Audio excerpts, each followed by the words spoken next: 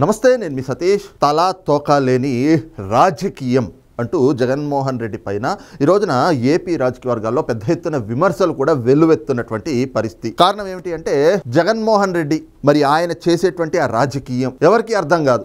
వింత పోకడలు, వితండ వాదనలు. ఉదాహరణకి చూస్తే ఆయన ఇటీవల కాలం కొన్ని పర్యటనలు చేశారు. అంటే ఏదో ఒక 3-4 పర్యటనలు చేశారు. మొదటేమో గుంటూరు మిర్చి యార్డ్ అని చెప్పి వెళ్ళారు. అక్కడ ఏదైతే గనక ఎన్నికల కోడ్ అమల్లో ఉంది, మీకు అనుమతి లేదు అని చెప్పి పోలీసులు చెప్పినా కూడా అదొక వింత పోకడ, వితండ వాదనతోటి అక్కడికి వెళ్ళి మిర్చి రైతుల పరామర్శ పేరుతోటి అక్కడ ఉన్నటువంటి మిర్చి టిక్కీలే ఎత్తుకెళ్ళిపోయినటువంటి వైనం జగన్మోహన్ రెడ్డి పర్యటనలో చూసాం. అదొక వివాదాస్పదంగా మారింది. ఆ తర్వాత తెనాలి పర్యటనకు వెళ్ళారు. అక్కడేదో గంజాయి బ్యాచ్, ఆ తర్వాత ఎవరైతే గనక రౌడీ షీటర్లు ఉంటారో వాళ్ళని పరామర్శ పేరుతో వెళ్ళి అక్కడ మరొక వివాదాన్ని చేశారు, వివాదాన్ని సృష్టించారు. వాళ్ళ గంజాయి బ్యాచ్ అలాగే రౌడీ షీటర్లు, వాళ్ళ మీద రౌడీ షీట్లు ఓపెన్ అయి ఉన్నాయి. పోలీసులు వాళ్ళ మీద అనేక కేసులు పెట్టారు. దాదాపు జగన్మోహన్ రెడ్డి అధికారంలో ఉన్నప్పుడే ఏదైతే గనక తెనాల్లో ఉన్నటువంటి ఐతానగర్ బ్యాచ్ వాళ్ళ పైన 10ల సంఖ్యలో కేసులు నమోదైన, ఒక్కొక్క పోలీస్ స్టేషన్లో 6, 7, 10 కేసులు ఉన్నటువంటి వైనం. ఈ క్రమంలో పోలీసులు రౌడీ షీట్లు వాళ్ళ పైన తెరిస్తే వాళ్ళని పట్టుకుని చిన్నపిల్లలు వయసులో ఉన్నప్పుడు కేసులు పడవా అని చెప్పి వాళ్ళు మంచి వాళ్ళని చెప్పి సర్టిఫికెట్ ఇచ్చి రావడం. ఇక ఆ పర్యటనలో కూడా మనం చూసాం ఏదైతే గనక ఫ్లెక్సీల వివాదం. ఇక ఆ తర్వాత చూస్తే పొదిలి పర్యటన. మరి ఆ పొదిలి పర్యటనకి వెళ్ళి అక్కడ మళ్ళీ ఏదైతే కనుక పొగాకు రైతుల పరామర్శ అని చెప్పి అక్కడ బల ప్రదర్శన లాగా పోలీసులు ఒక రూట్లో వెళ్ళండి అని చెప్పి అనుమతిస్తే అబ్బెబ్బే అలా లేదు అని చెప్పి చిన్న చిన్న సందుల్లో, ఇరుకు సందుల్లో వెళ్తూ మాకు ఇంత ప్రజాదరణ ఉంది అని చెప్పేసి దాన్ని చూపించుకుంటూ అక్కడ ఏదైతే గనక మహిళలు నిరసన తెలియజేస్తూ ఉంటే వాళ్లపైన రాళ్ల దాడి, పోలీసుల పైన చెప్పుల దాడి, రాళ్ల దాడి చేసి దాన్ని ఒక వివాదంగా మార్చినటువంటి వైనం మనం చూసాం. ఆ తర్వాత సత్తెనపల్లి రెంటపాళ్ల పర్యటన. మరి ఆ పర్యటనలో కూడా ఏ రకంగా పోలీసులు కొన్ని సూచనలు చేశారు, కొన్ని ఆంక్షలు విధించారు, వాటిని కూడా ఉల్లంఘిస్తూ బేఖాతరు చేస్తూ పోలీసులు ఏవైతే ఆంక్షలు విధించారో వాటిని కూడా అతిక్రమిస్తూ ఆ పర్యటనని ఏ రకంగా వివాదాస్పదంగా మార్చారు. ఆ పర్యటనలో రప్పా రప్పా అంటూ నరుకుతామంటూ ఆ ఫ్లెక్సీలు ప్రదర్శన చేయటం, లేదంటే గనక అది ఆఖరికి ఏ రకంగా విషాదాంతంగా మారింది.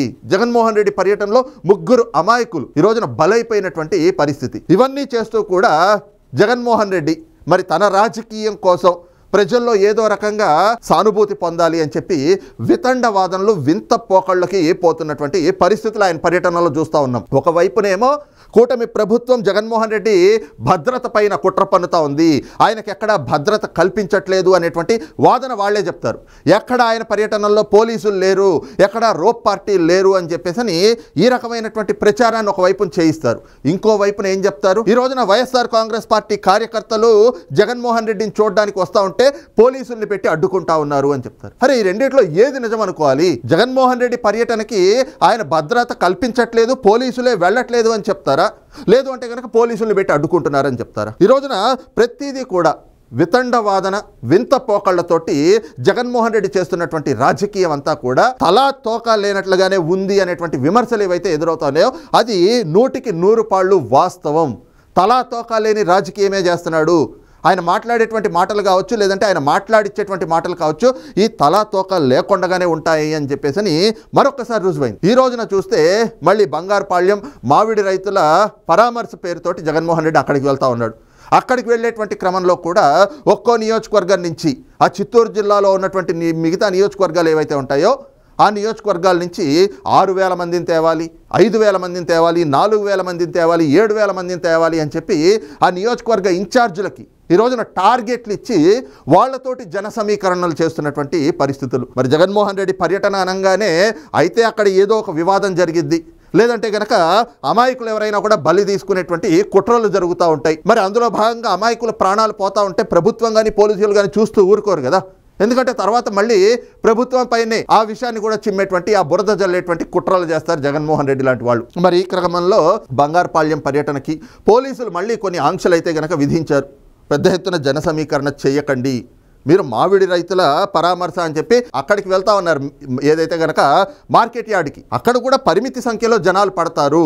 మళ్ళీ పొలోమని చెప్పి 100 మంది 1000 మంది మీరు ఏదైతే జన సమీకరణలు చేస్తూ ఉన్నారో అలాంటివి చేస్తే అక్కడ మళ్ళీ ఏదైనా కూడా శాంతి భద్రతలకు విఘాతం కలగచ్చు, అక్కడ ఊహించని సంఘటనలు ఏవైనా కూడా చోటు చేసుకోవచ్చు. కాబట్టి అలాంటివి జరగకుండా ఉండేందుకు మీకు 11 నుంచి 2 వరకు అనుమతిస్తున్నాం. మీ పర్యటన చేసుకోండి, అక్కడ పరామర్శిస్తా ఉన్నారు, పరామర్శించండి. కాకపోతే కొన్ని సూచనలు, కొన్ని ఆంక్షలు అనేటువంటిది విధిస్తున్నాం కాబట్టి వాటికి లోబడి మీ పర్యటన ఉండాలి అంటే ఈ రోజున మళ్ళీ జగన్మోహన్ రెడ్డి అదే వింత పోకడ, మళ్ళీ జన సమీకరణ, ఎక్కడికక్కడ సీఎం అని చెప్పి అరిపించుకోవటం. సరే, ఇంకా 4 ఏళ్ల సమయం ఉంది ఎన్నికలకి, ఇప్పటి నుంచి సీఎం అని అరిపించుకోవడం ఏంటి? ఎప్పుడవుతారు సీఎం?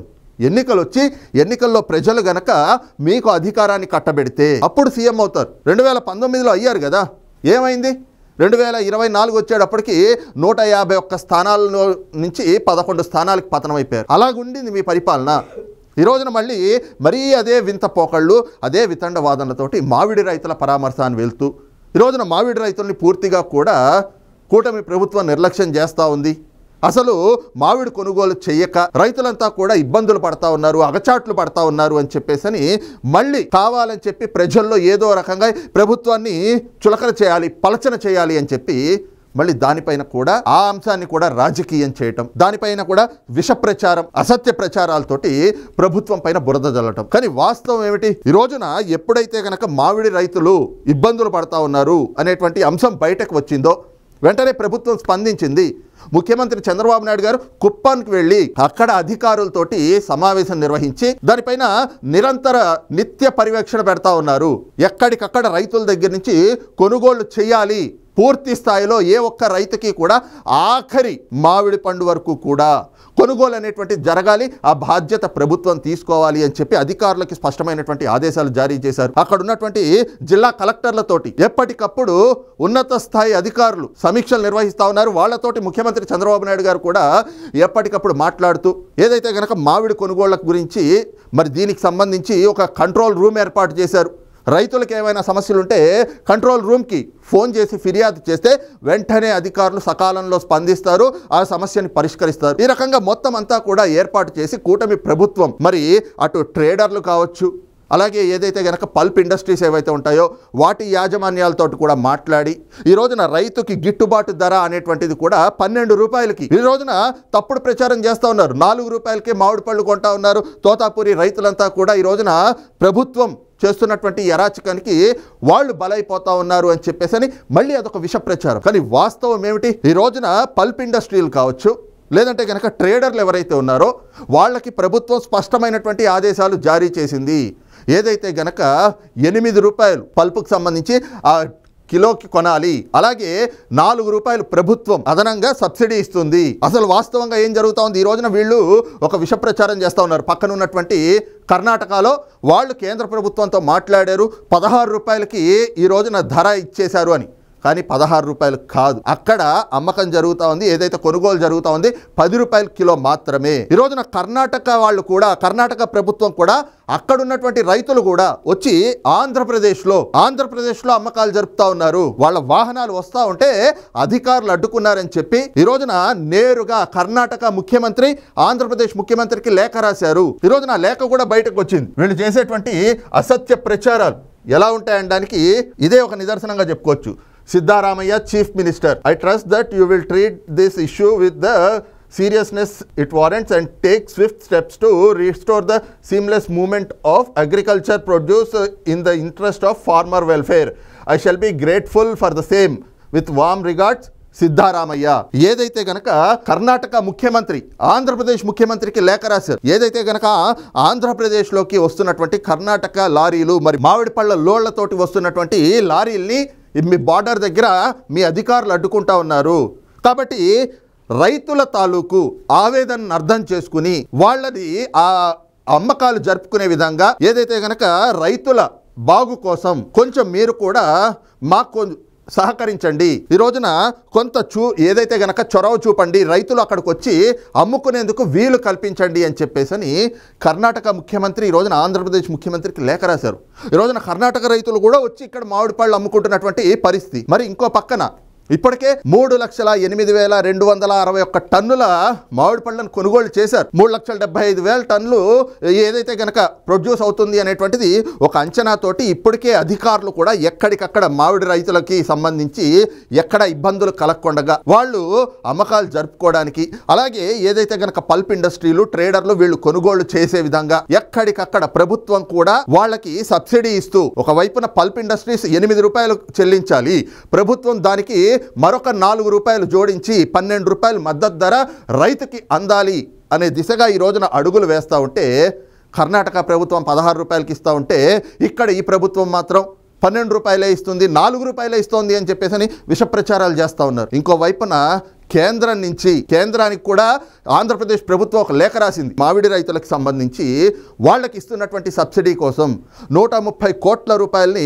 విడుదల చేయండి అని చెప్పేసి వాళ్ళని అడిగినటువంటి క్రమంలో ఇంకా కేంద్రం నుంచి ఎటువంటి జవాబు రాకపోయినా కూడా ముందే ఇక్కడ రాష్ట్ర ప్రభుత్వం ఆ సబ్సిడీ డబ్బులు కూడా చెల్లిస్తున్నటువంటి పరిస్థితులు. కేంద్రం నుంచి వచ్చినా రాకపోయినా రైతులు ఇబ్బంది పడకూడదు అని చెప్పి ఈ రోజున రాష్ట్ర ప్రభుత్వమే వాళ్ళకి ముందుగానే డబ్బులు చెల్లించి తర్వాత కేంద్రం నుంచి వచ్చిన తర్వాత అప్పుడు దాన్ని మనం ఇచ్చేసుకోవచ్చులే అని చెప్పి ప్రభుత్వం ఒకవైపున చెల్లింపులు చేస్తూ ఉంటే దానిపైన కూడా విషం చిమ్ముతారు. ఇంకో పక్కన జగన్మోహన్ రెడ్డి పర్యటనకు వెళ్తూ ఉంటే ఎక్కడికక్కడ ఆంక్షలు అని చెప్పేసి తప్పుడు ప్రచారం. ఇంకో వైపున అసలేమో పోలీసులే లేరు, ఆయనకు భద్రతే లేకుండా పోయింది అని చెప్పేసి అది ఇంకో ప్రచారం. పోలీసులు లేరు, భద్రత కల్పించట్లేదు అని చెప్పేది వీళ్ళే, అలాగే పోలీసులు అడ్డుకుంటున్నారు అని చెప్పేది వీళ్ళే. ఎక్కడైనా కూడా ఒక మాట మీద ఒక్క దాని మీదనే స్టాండ్ అయి ఉండాలి.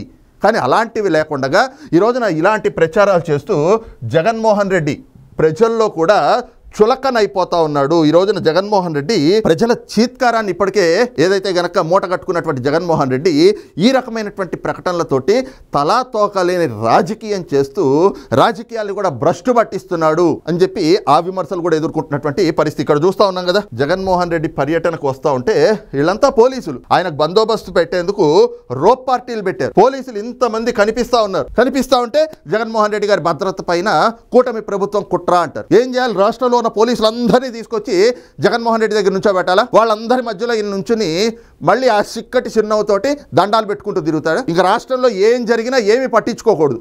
ఉన్న పోలీసులంతా జగన్మోహన్ రెడ్డి చుట్టూనే తిరుగుతూ ఉండాలి.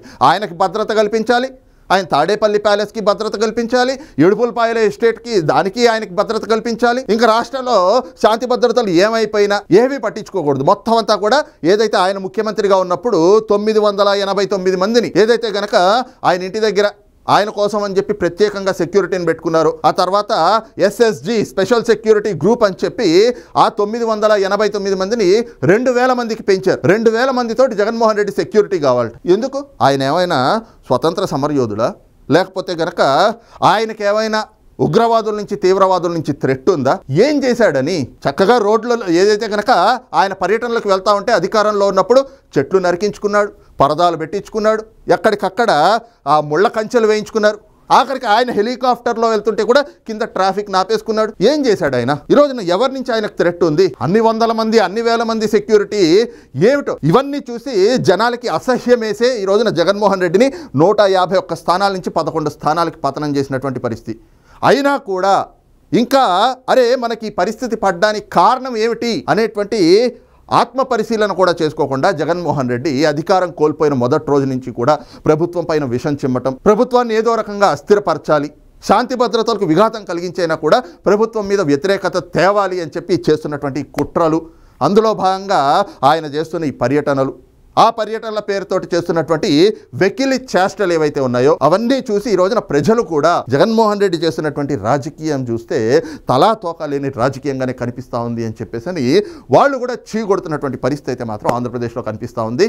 అందులో భాగంగానే ఈ రోజున బంగారుపాళ్యం పర్యటన కూడా, ఆ పర్యటనలో కూడా ఆయన ఏదో దిగడానికి వెళ్తే ఎవరో కార్యకర్తల్ని కొట్టారని చెప్పి వాళ్ళని పరామర్శించడానికి వెళ్తుంటే అక్కడ ఉన్నటువంటి SP మణికంఠ గారు ఆయన్ని వెనక్కి పంపించేశారు అని. కానీ అక్కడ జరిగింది ఏమిటి? పెద్దిరెడ్డి రామచంద్రారెడ్డి సోదరుడు పెద్దిరెడ్డి ద్వారకానాథ్ రెడ్డి ఆధ్వర్యంలో మద్యం పంపిణీ చేస్తూ ఉన్నారు. జగన్మోహన్ రెడ్డి పర్యటనలకి రండి, మీకు ఒక క్వార్టర్ బిర్యానీ పొట్ల ఇస్తామని చెప్పి ఆ మద్యం పంపిణీలు చేస్తూ ఉంటే ఆ మందు దాగి నిధిలో వైఎస్ఆర్ కాంగ్రెస్ పార్టీ కార్యకర్తలు వాళ్ళలో వాళ్ళే కొట్టుకున్నారు. ఓ వ్యక్తికి తల పగిలింది.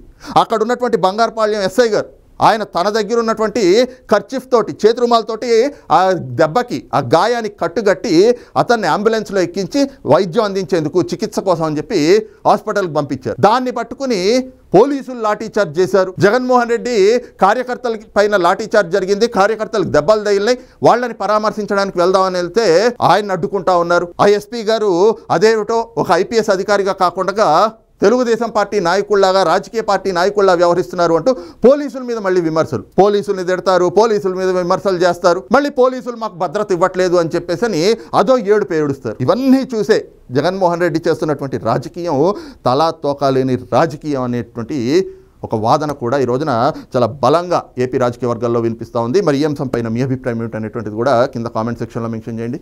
Thank you.